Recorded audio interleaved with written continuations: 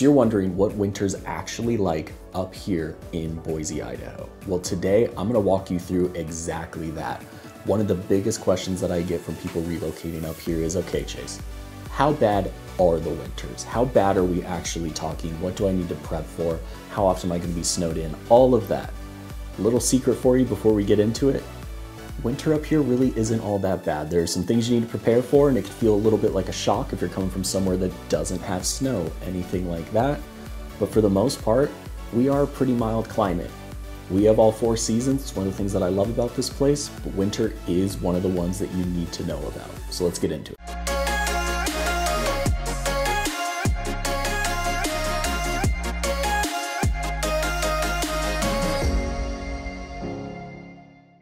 One of the best things about living here in Boise, Idaho is we do get a taste of all 4 seasons throughout the year. We get all 4 of them, but included in those is going to be the winter, and that's the one that I get the most questions about from people that are thinking about relocating up here. Today, we're gonna talk a little bit about the temperatures that you need to expect. We're gonna talk about the snow. We're gonna talk about some of the things to do. What the heck is an inversion?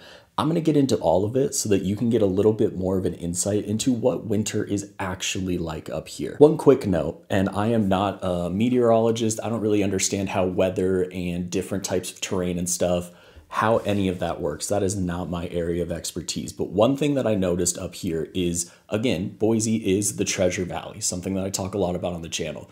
We are surrounded by some pretty big foothills, some mountains, everything here in the valley. We get a pretty temperate winter because of all of this. We don't get really high levels of snow. We don't get really cold temperatures. We get some solid wind that comes ripping through. But for the most part, our kind of like valley landscape, as well as the desert to the south, keep everything a little bit more mild as we go. Talking about the temperature and what you really should expect up here in the area, we're gonna talk about the averages kind of the entire winter up here in Boise. On average, our kind of average high temperature that you're gonna get every single day is around 40 degrees Fahrenheit. That drops down to our average low is gonna be around 24 degrees Fahrenheit. Over the last couple of years, the average temperature that it's been throughout winter up here has been somewhere between 25 to 30 degrees. So you're gonna be just below freezing pretty consistently, but you're not gonna be seeing the single digits more than about a week, 2 weeks, kind of in the January timeframe. When we see our winter here, we really see winter start to kick up right around Halloween. That's where we see the transition from fall into winter start to happen. But as we get into November and December, things start to take a little bit of a cool down and everybody can kind of get used to the chiller temperatures. We have some minor snowfall. Those are pretty mild months. The coldest month up here is going to be January. January is where we're going to see the most cold temperatures. You're going to have the icy roads. Typically, most of our snow happens around Christmas, January, and into February, but that's kind of where the winter is going to then change into the spring. Once we get into March, everything starts to defrost a little bit, and we get into those spring months. Now, when you're looking at the temperatures and you hear, okay, on average, it's going to be just below freezing, somewhere between that 25 to 30 degrees every single day, you might be thinking, okay, that actually sounds super cold, Chase. I am not used to that. How am I going to adjust? What do I need to prepare for? Is this going to completely turn our lives upside down? An interesting thing to note, though, is we're actually ranked number 37 out of 50 for the coldest places in our country. So we're pretty much right around that national average. Nothing here is all that crazy, especially once we compare ourselves to Seattle, Portland. We compare ourselves to Salt Lake City. Montana gets a heck of a lot colder. We really are in line with a lot of these places. So this is not anywhere as you get into North Idaho, things can get super cold. Snow can start to pile up pretty quickly. That is not what we have down here in the valley. With temperatures kind of floating right around freezing for the majority of winter, you're gonna wanna be prepared just because our city really doesn't go into hibernation mode. There are all sorts of great activities, festivals, there's a ton of stuff to do around Christmas, so much stuff to do that we're gonna get into a little bit more later in the video. But because of this, you wanna be able to get out and do those things. Of course, you can stay warm inside, get cozied up. Highly recommend that you do that, but let's make sure that you aren't completely stuck in your home. A big thing here is going to be obviously buy some stuff for the winter weather. You're going to want a good pair of gloves, a solid beanie, hat, something along those lines. Get yourself some shoes that are waterproof. They don't have to be any fancy snow boots and such. If you're going to be trugging around in a foot of snow for any sort of activity, of course, buy what you need to be prepared for. But let's talk about kind of the basics of having all of those warm things. Having some snow pants can come into really handy, but for the most part, a really, really good winter jacket is going to be a crucial thing here in the area. Years ago, before I got into real estate, I worked in the higher education realm. So I worked for Boise State for about 2.5 to 3 years. My entire job was preparing new students to come up here, get used to the area, get everything rolling. I did all of the orientations, everything like that. One of the biggest questions and the things that came up in the winter months during winter break is we'd have parents reaching out to us all the time. My kids didn't think about buying a jacket. What are the best jackets to buy? What do they need to be prepared for? It sounds so basic, but getting a really good jacket that has some waterproof factors and can keep you warm, you can wear that almost every single day and it'll get you through the winter. Now, if you talk to anybody that's lived here for a little bit, any of the locals, one of the things that people don't know about living here before they get here and they actually experience our weather is we've got a really unique situation about, I would say 2 to 3 times every single season where we will get 3 or 4 of the seasons in one day. So there will be times in the winter where you'll wake up in the morning and you need to go out and you need to shovel. It's going to be about 25 degrees out. It's going to be pretty cold. You're going to need to bundle up. It's going to feel like that normal winter day. As the day goes on, let's say that this is one of the days where you get a little bit of rain, which leads to that slush. You're going to want that waterproof kind of boot. Be prepared for kind of that slushiness. But as the day goes on, it's not rare that it starts at around 20 degrees in the morning, picks up throughout the day to get to 40, 45 degrees. A winter coat in 20-degree weather and a winter coat in 45-degree weather are going to feel very different. And you're going to feel very uncomfortable. That is why up here, layers are going to be extremely important. Get yourself some things where you can peel off one of the layers and it doesn't have to be an all or nothing. Very basic stuff. You might already know this from where you're living, but it's a small thing that I've just noticed people don't always prepare for is the way that it can fluctuate in the middle of the seasons and kind of catch everybody off guard. Real quick reminder that I am a licensed agent up here in the area. So whether you're making a move in 9 days, 9 months, whatever it is, if there's a way that I could help, I would absolutely love to. I help clients just like you relocate their family up here to the Boise, Idaho area. And my entire job is to make it as smooth as possible for you. So all my information is down below. If there's any way that I can help, I would absolutely love to, but let's hop back into it. Transitioning away from the temperatures for a little bit, let's talk about the big thing that I know you're thinking about. Snow. In the Boise area, on average throughout winter, we see about 20 to 30 inches of snow every single year. These come in kind of sporadic little storms throughout the year. What I typically tell clients is you're going to want to prepare for about 2 to 3 snow storms every single year where you might actually have to get out and shovel. You need to prepare for your drive to be a little bit longer, that sort of scenario.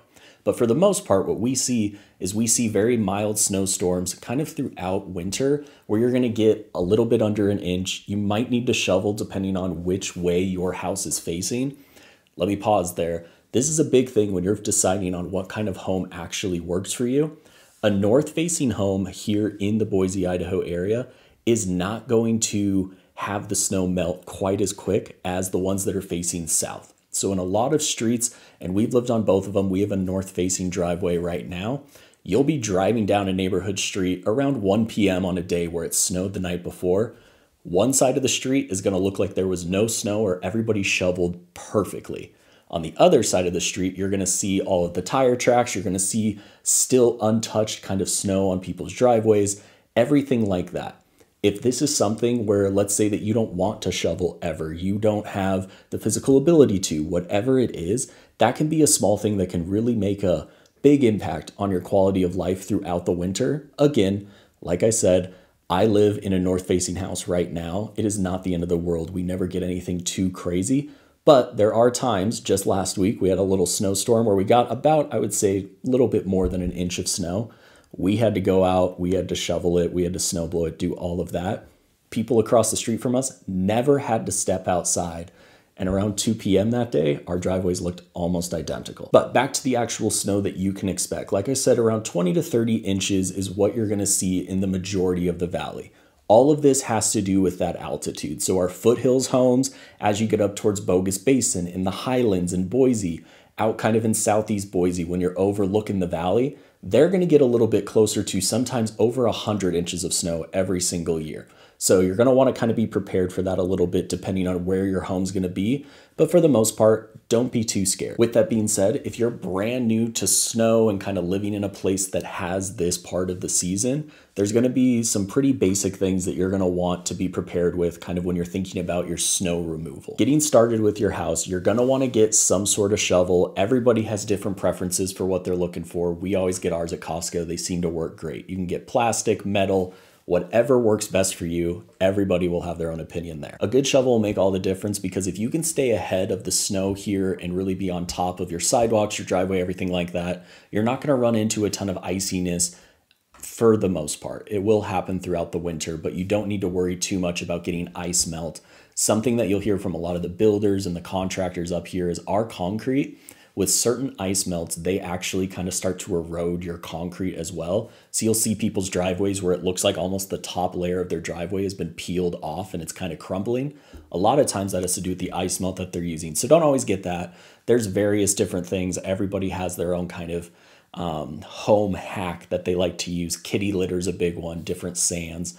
Anything there, but just be prepared. Shovel's the big one. And on that same note, if you're going to be buying something that has a really large area that you need to be removing snow from pretty regularly, or you're going to be that north-facing house that doesn't want to have to get up first thing in the morning and stay ahead of it, a snowblower can be worth its weight in gold. Now, I say this as somebody who I've never owned a snowblower, but every single snowstorm it comes, my wife and I have the conversation about like, okay, should we buy one? Would that make our life just so much easier?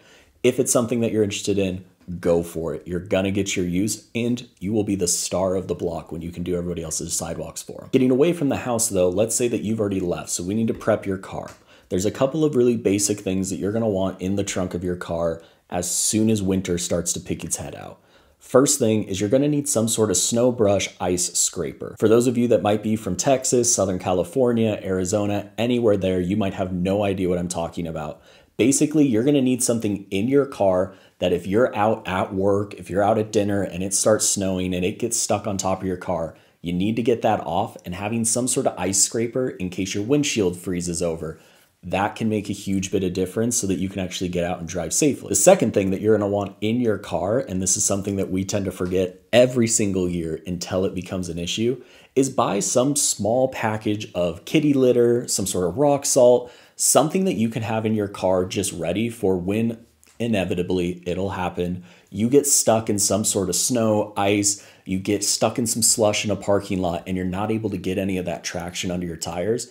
Throwing a nice little handful of kitty litter under there can give your tires just enough of what it needs to actually get you moving and out of that situation. One other thing that you absolutely need to know about winters here in the Boise, Idaho area is we get every single winter for a good amount of time inversions. Basically, think of an inversion as picturing that really gray, cloudy weather, not rain, nothing like that, but it just feels very gloomy and such outside.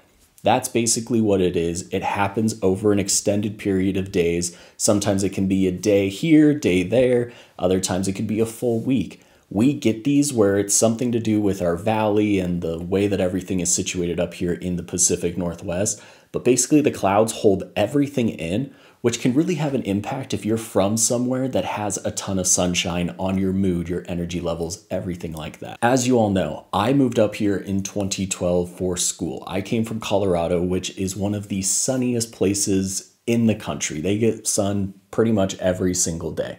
When I moved up here, we had that first inversion around this time of year, kind of in December into January.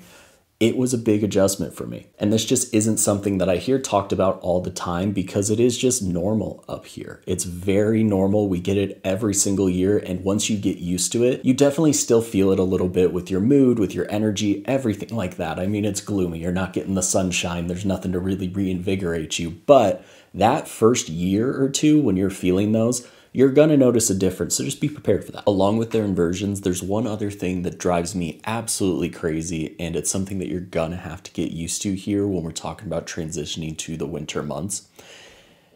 When we get all 4 seasons, something that we see up here in Boise is our length of days, as in how much sunshine do we get sunrise to sunset.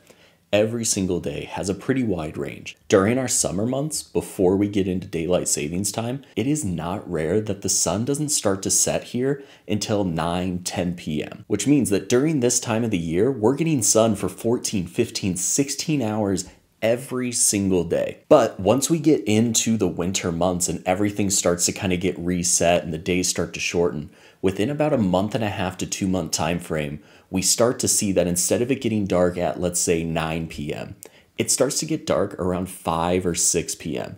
It's a very quick transition, daylight savings, whatever the science is behind it. But it's a pretty quick transition, which leads you to start to have, again, that suck on the energy. We just noticed that when we first start to feel this kind of early in the winter, we're not as motivated to do things at night because all of a sudden it's dark. You had it conditioned for the last couple of months that, hey, once it gets dark outside, that might mean that it's 10, 11 p.m. I should probably think about toning down and going to bed. When you're getting that at 5, 6 p.m., that takes everything out the window of, okay, we got to do dinner. Let's go have some fun, whatever it might be. It's just one of those things that happens here in the winter that I think you need to be aware of. Now, hopefully you're picking up that even though we can get some nice cooler temperatures throughout the winter, we can get a good amount of snow. There's nothing here that should scare you off or put you into that hibernation that causes you not to leave the house for about 3 months at the end of the year. This is fantastic because I want to talk a little bit about the things that we have to do here in the winter that just makes this a awesome place to live. One of the big ones that I want to highlight is Bogus Basin and the ski resort. This is just about 30 minutes outside of town. It's going to be just kind of northeast-ish of downtown Boise. You hop out, you drive through the foothills a little bit, and you'll get up into the actual mountains. They have a full ski resort. They have some good restaurants, things to do up there, but they also have things like snowshoeing. That's a good place to go out with your dogs. It's a great place for photos. Really cool kind of drive up into Bogus. It is a must-see and something that you're going to find yourself at quite a few times. Coming back into town, something I've talked about on this channel a lot is Eagle Island State Park. Throughout the summer, there are so many activities to do in this state park, but in the winter, they actually adapt a big portion of it to make this really large, cool tubing hill. You can go down, you actually could do all of the winter activities that you want, basically right outside of downtown Eagle. Winter also provides us with some of the best sports seasons that we have here in our area. During the winter, football is really what they're known for, but Boise State has all sorts of different sports that happen in these winter months. Our personal favorite is going out to the basketball games. We've really gotten into this the last couple of years. They are a ton of fun, super affordable to get into, and they're always running different specials. You're also going to find downtown Boise, the Idaho Steelheads. Their season kicks off into full gear in the winter, and this is one of our absolute favorite things to do. There are all sorts of great seats. Again, it is a really affordable way to take your family out, have some fun, get together with some friends, and go out and experience something that doesn't happen year-round because, of course, seasons are temporary. Of course, one of the favorites to do during the winter is getting out with the kids and going sledding. One of the best places here in Boise is just outside of downtown, a little bit towards kind of the Highlands neighborhood. You're going to find Simplot Hill. This is an absolute favorite. It is a really good incline and it gets a lot of snow throughout the winter. So go ahead and plug that into your GPS and go out and experience it. Prior to Christmas time, we also have some really cool things that you can go out and really get into that holiday spirit, see some good Christmas lights and get all sorts of festive. A few of my absolute favorites are the Boise Zoo will light up. You're going to have Winter Garden aglow down in the Idaho Botanical Garden. You're going to have Sensi that does about, I believe it's 27 miles of lights is in their little courtyard that they have. You can drive through Christmas in Color in Garden City. There are so many cool things, but the absolute best is out in Caldwell, in downtown Caldwell, Indian Creek Plaza. Absolute hit. For more of a breakdown on these in particular, by the time you're watching this, if I've already filmed this video breaking down some of the best places for Christmas lights, it'll be right here above. If I haven't released it yet, go ahead and stay tuned because it's going to be coming really soon. But this is some of the best stuff that you can do with your family, with your loved one.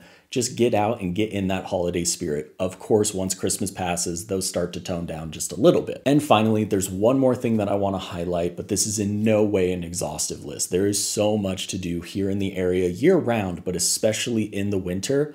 But one of the really cool things that you can get out, head up Highway 55 towards kind of just outside of town, there are a ton of really good hot springs to go and visit. A lot of these are just a short hike from whatever parking lot, trailhead, wherever you want to go. There's also the big one up in Idaho City that you can actually rent pools. There are so many cool things, and a hot spring when the weather's a little bit cooler is one of the best feelings that you can find. Absolutely relaxing. That's what Boise looks like during the winter months. Hopefully it came through. I absolutely love Boise, Idaho in the winter, and I think it's just another part of the list that makes living here such a great move for most people. If you've looked at this and it hasn't completely scared you off and you're still interested in making a move here to the area, all of my information is down below. I would love to help you make your move to Boise as smooth as possible. So go ahead and reach out, call, text, email, whatever it is. Love to help if there's a way that I can. But until then, I hope that this was helpful. And again, it helped you just answer one more question about what living here in Boise actually looks like. I'll see you all on the next one.